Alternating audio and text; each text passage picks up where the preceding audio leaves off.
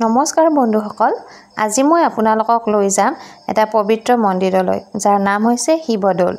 শিৱসাগৰ চহৰৰ মাজমজিয়াত থকা এই শিৱদৌল কেৱল এটা মন্দিৰ নহয়, ই আহোম ৰাজবংশৰ স্থাপত্য কুশলতা, ধৰ্মবিশ্বাস আৰু ইতিহাসৰ এক জীৱন্ত সাক্ষী। ১৭৩৪ চনত ৰাণী অম্বিকা, আহোম ৰজা স্বৰ্গদেউ শিৱসিংহৰ পত্নীয়ে এই বৃহৎ মন্দিৰটো নিৰ্মাণ কৰিছিল। ই মূলতে ভগৱান শিৱৰ উপাসনাৰ বাবে নিৰ্মিত হৈছিল। আপুনি বাৰু জানেনে, এই শিৱদৌলৰ উচ্চতা প্ৰায় ১০৪ ফুট।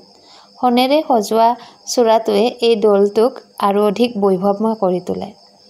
মন্দিৰৰ ভিতৰত আছে এক বৃহৎ শিৱলিংগ, য'ত প্ৰতিদিনে শতাধিক লোকে পূজা কৰে। বিশেষকৈ শিৱৰাত্ৰি বা শাওণ মাহত বহুত ভক্তৰ ই কেন্দ্ৰবিন্দু হৈ পৰে। শিৱদৌল কেৱল মাত্ৰ একক গঠন নহয়, ইয়াৰ কাষতেই আছে বিষ্ণুদৌল আৰু দেৱীদৌল। এই তিনিও দৌলক একেলগে নৱদৌল বুলিও কোৱা হয়। শিৱদৌলৰ কাষতে থকা এই বিখ্যাত পুখুৰীটোৰ নামেই হৈছে শিৱসাগৰ পুখুৰী। ই আহোমসকলৰ জল সংৰক্ষণৰ এক অন্যতম নিদৰ্শন। ইয়াৰ প্ৰাকৃতিক পৰিৱেশ অতি মনোমোহা। বহু চৰাই, মাছ আৰু জলজ উদ্ভিদৰ বাবে ই এক আৱাসস্থলী।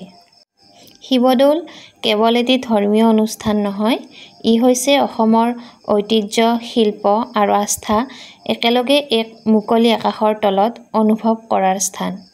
আপুনি যদিহে শিৱসাগৰলৈ আহে, তেন্তে শিৱদৌললৈ আহিবলৈ নাপাহৰিব।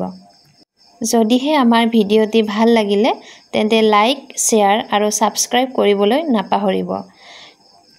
অসমীয়া ইতিহাস আৰু পৰ্যটনৰ বিষয়ে জানিবলৈ আমাৰ সৈতে থাকক। ধন্যবাদ।